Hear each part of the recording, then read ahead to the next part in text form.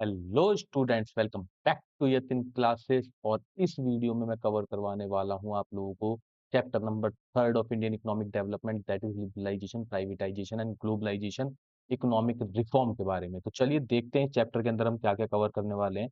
Economic reform कब आया था भारत के अंदर? 1991 के अंदर। इधर ही अगर मैं एक बार चाइना का लिख लूं तो चाइना का बेटा 1978 में आया था। और पाकिस्तान की अगर बात करें तो ये 1988 के अंदर आया था। तो एक नंबर का क्वेश्चन इसमें से आ जाता है, तो ध्यान रखना इस चीज का। ठीक है। इसके बाद हम आगे बढ़ते हैं। आगे देखते हैं कि क्या क्या चीजें हम लोगों को चाहिए होंगी इस चैप्टर के अंदर जो पढ़ना है। सबसे पहले बेटा मैं इसमें पढ़ाऊंगा आपको आउटसोर्सिंग के बारे में। ठीक है, आउटसोर्सिंग हो गया, WTO, वर्ल्ड ट्रेड ऑर्गेनाइजेशन, सबसे इंपॉर्टेंट टॉपिक। उसके बाद इंडस्ट्रियल सेक्टर रिफॉर्म और टैक्स रिफॉर्म, ये दो बहुत इंपॉर्टेंट टॉपिक हैं इसके अंदर। तीसरी चीज मैं आप लोगों को करवाने वाला हूँ बेटा डिमोनेटाइजेशन एंड जीएसटी के बारे में।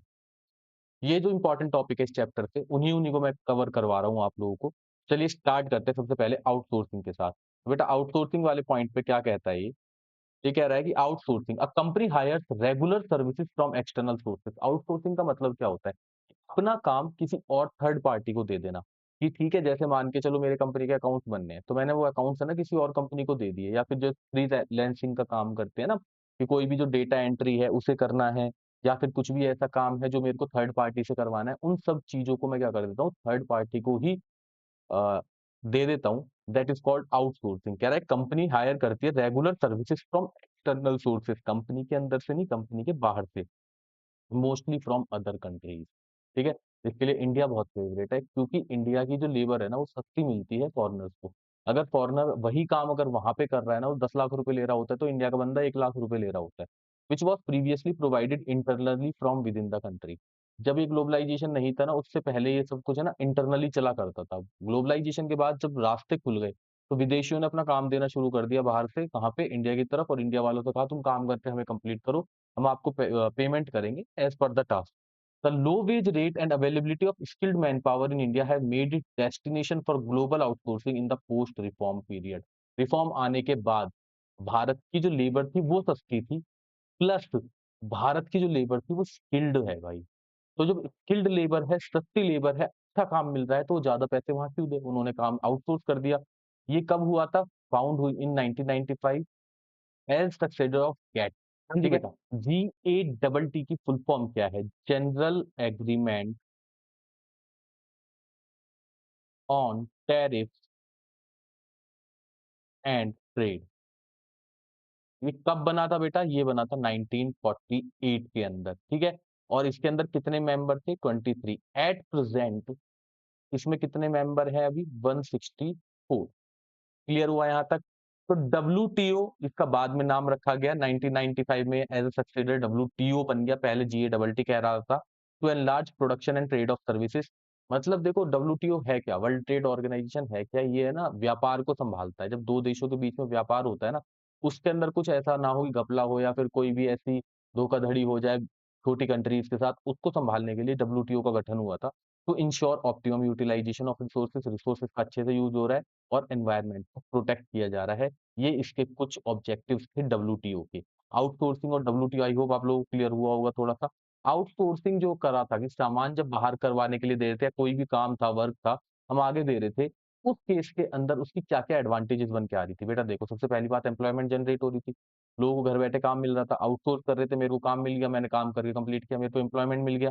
Exchange of technical know how. Technical know how का मतलब है कि कैसे काम किया जाता है, क्या टेक्निकल चीजें हैं, पढ़ लेते हैं इसे। Outsourcing enables the exchange of idea and technical know how of sophisticated and advance technology from develop to developing country.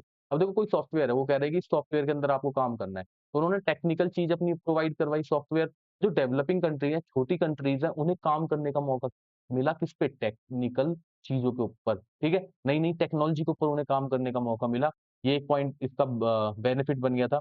International worthiness, outsourcing to India also enhances India international worthiness, credibility, increase of inflow of investment to India. जब credit worthiness, या कह सकते हैं एक तरीके से जब चीजों की क्रेडिबिलिटी बढ़ जाती है ना, कि हाँ ये काम अच्छे से करके दे रहे हैं, तो विदेशी आके अपना सेटअप यहीं लगा देते हैं।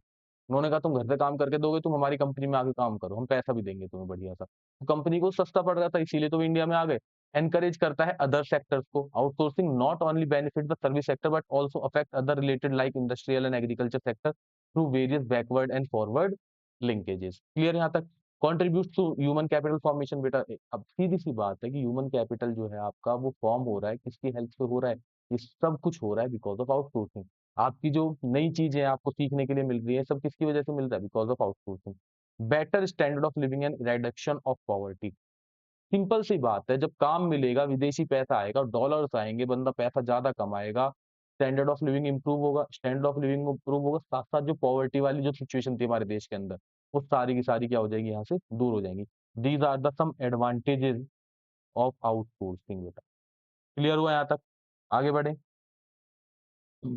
आगे देखते हैं कि नई इकोनॉमिक पॉलिसी के क्या-क्या एलिमेंट थे। 3 एलिमेंट थे, लिबरलाइजेशन, प्राइवेटाइजेशन और ग्लोबलाइजेशन। तो मैं इसमें इंडस्ट्रियल सेक्टर रिफॉर्म आप लोगों को करवाने वाला था। Government introduce industrial policy in 1991। बहुत सारे मेजर अपनाए गए। सबसे पहला काम देखो, पिछले चैप्टर की तरफ जाओगे तो वहां पे लाइसेंसिंग सिस्टम था, यहाँ पे लाइसेंसिंग सिस्टम को बिल्कुल खत्म कर दिया गया। अब लाइसेंस की जरूरत नहीं है। गवर्नमेंट ने कहा कुछ चीजों के लिए चाहिए होगा, जैसे अल्कोहल हो गया, टबैको हो गया, या फिर आप कह सकते हो कोई मेडिसिन वाली चीजें हैं, जो केमिकल वाली चीजें हैं, उनके लिए लाइसेंस चाहिएगा। अदरवाइज आपको कोई दुकान वगैरह खोलनी है, कोई ठेला लगाना है, कोई लाइसेंस लेने की जरूरत नहीं है। Earlier industrials had to get permission from the government to set up their industry as per new education policy. ठीक है, न्यू एजुकेशन पॉलिसी नहीं, new economic policy. Industrial licensing was abolished except industries alcohol, cigarette, hazardous chemicals, industrial explosive, electronics, aerospace, drugs and pharmaceuticals. इनके लिए licence लेना पड़ेगा, but बाकी चीजों के लिए आपको लाइसेंस लेने की जरूरत नहीं है। बेटा एनईपी का न्यू एजुकेशन पॉलिसी भी है, तो वो एकदम से मुंह पे आ गया। वैसे इसका नाम क्या है? न्यू इकोनॉमिक पॉलिसी 1991 में आई। क्लियर? कह रहा है कॉन्ट्रैक्शन ऑफ पब्लिक सेक्टर। दूसरा, जब लाइसेंसिंग सिस्टम खत्म हुआ ना, तो गवर्नमेंट ने जो पब्लिक सेक्टर जो लॉस मेकिंग यूनिट्स थे, उनको भी खत्म करना शुरू कर दिया। It was felt that government can not control everything. Simple सी गवर्नमेंट की अकल आ गई थी, भाई मैं सब कुछ कंट्रोल नहीं कर सकता, प्राइवेट सेक्टर के हाथ में भी कुछ ना कुछ देना पड़ेगा।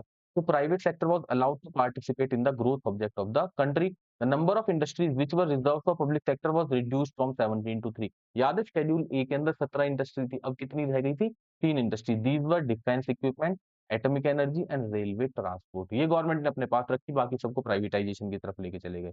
अगला कह रहा है D reservation of production area. आपको याद है 1991 से पहले मैंने बताया था, जब स्मॉल स्केल इंडस्ट्रीज बनी थी, तो उसके अंदर क्या किया गया था कि इनके लिए एक गवर्नमेंट ने कहा कि छोटी इंडस्ट्रीज को ना बड़ी बड़ी इंडस्ट्रीज खा जाएंगी, तो इनके लिए कुछ प्रोडक्ट रिजर्व कर दो कि जो ये बनाएंगे वो दूसरे वाले नहीं बनाएंगे, मतलब बड़ी फर्म्स नहीं बनाएंगी। तो गवर्नमेंट ने 1991 के बाद इसे भी खत्म किया। उन्होंने कहा जिसको जो बनाना है वो बनाओ। डी रिजर्वेशन, जो रिजर्व करे हुए थे प्रोडक्ट, उनको डी रिजर्व किया। ठीक है, कह रहा स्मॉल स्केल इंडस्ट्रीज में जो प्रोडक्ट बनते थे वो बड़ी फर्म्स नहीं बनाती थी। 1991 के बाद उसे खत्म किया गया। Now many goods produced by FSI have been dereserve. Market forces were allowed for allocation of resources. I hope यहाँ तक क्लियर। नेक्स्ट बताता है एक्सपेंशन ऑफ प्रोडक्शन कैपेसिटी। कह रहा है कि आपकी जो प्रोडक्शन की कैपेसिटी है ना, वो बढ़ गई। कैसे? Earlier there was restriction on the production of goods. Government ने इस पे भी रेस्ट्रिक्शंस लगाई हुई थी, but with the new economic policy freedom for licensing was given. It now depends upon producer how to produce and what to produce. पहले पूछना पड़ता था गवर्नमेंट से हर चीज के लिए, अब गवर्नमेंट से पूछने की कोई जरूरत नहीं है। क्लियर यहाँ तक? Freedom to import capital goods. अब मशीनें वगैरह जो है आप कितनी भी मंगवा सकते हो विदेशों से, आपसे किसी से भी पूछने की जरूरत नहीं है। क्लियर? ये सारे पॉइंट्स थे किसके? इंडस्ट्रियल सेक्टर रिफॉर्म के। बात करते हैं टैक्स रिफॉर्म की। टैक्स रिफॉर्म को किसके नाम से जाता है? Fiscal reform. तो क्या कह रहा है? Reduction in direct taxes. Direct tax है ना, जो इनकम टैक्स लगता है। With economic reform income tax rate has been reduced. This reduction tries to ensure that individual do not evade the tax. ऐसा क्यों किया गया था? ताकि टैक्स की चोरी ना हो। इवेड का मतलब होता है टैक्स की चोरी करना। अगर टैक्स कम रहेगा तो ऑटोमेटिकली सारे के सारे लोग टैक्स पे करना शुरू कर देंगे। इनडायरेक्ट टैक्स में रिफॉर्म लेके आए, जैसे जीएसटी भी आया है, पर उस टाइम जीएसटी नहीं आया था। Reform were made in indirect tax. Nowadays GST has been launched which generates additional tax revenue, increases tax compliance and reduce tax evasion. Tax चोरी को बचा रहा है, गवर्नमेंट का रेवेन्यू बढ़ा रहा है जीएसटी के आने के बाद। और टैक्स पेइंग प्रोसीजर बहुत आसान कर दिया। आज के टाइम पे ऑनलाइन जाओ, आप अपनी आईटीआर खुद भी भर सकते हो। क्लियर हुआ यहाँ तक? आगे बढ़े। ज्यादा टॉपिक नहीं है, एक लास्ट टॉपिक और है जो इस चैप्टर से बहुत इंपॉर्टेंट है, दैट इज डिमोनेटाइजेशन और दूसरा जीएसटी। डिमोनेटाइजेशन इज़ नोटबंदी, ठीक है? कब आया था? 8 नवंबर 2016 को शाम को 8 बजे हमारे मोदी जी ने आके कहा था आज से 500 और 2000 के नोट बंद हो जाएँगे, ठीक है? क्यों किया था? कि करप्शन खत्म हो, ब्लैक मनी जो है वो बाहर निकल के आए, टेररिज्म और सर्कुलेशन ऑफ फेक करेंसी जो इकोनॉमी में चल रही है, उसको कम करने की कोशिश की थी। Old currency notes of 500 and 1000 were no longer legal tenders कि मतलब अब वो इंडिया में नहीं चलेंगे। New currency notes in the denomination of 500 and 2000 were launched. 2000 और 500 के नोट आए थे, वो लॉन्च किए गए। क्या हुआ इसका पॉजिटिव इम्पैक्ट क्या आया? Improved tax compliance as large number of people was bought in tax ambit. अब लोग टैक्स देना शुरू कर दिया था लोगों ने। It is demonstration of state decision to put a curve on black money. कह रहा है कि ये ऐसा था कि जकड़ लो जो काला धन दबाए बैठा हुआ है। तो ये काम किया गया था। Tax compliance will improve the corruption will decrease. Tax के कंप्लायंसेस बढ़ जाएँगे ताकि लोग टैक्स देना शुरू करें और जो करप्शन है वो कम होना शुरू हो जाएगा। ये था डिमोनेटाइजेशन का पॉजिटिव इम्पैक्ट। जीएसटी कब आया था बेटा? जीएसटी आया था 1 जुलाई 2017 को, याद रखना। इम्पोर्टेंट डेट है।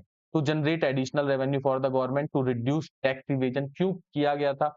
गवर्नमेंट को एडिशनल रेवेन्यू आए, गवर्नमेंट का जो भी टैक्स इवेजन होता था, चोरी जो होती थी टैक्स की वो कम हो। To create one nation one tax and one market. ये बेटा बहुत इंपॉर्टेंट है।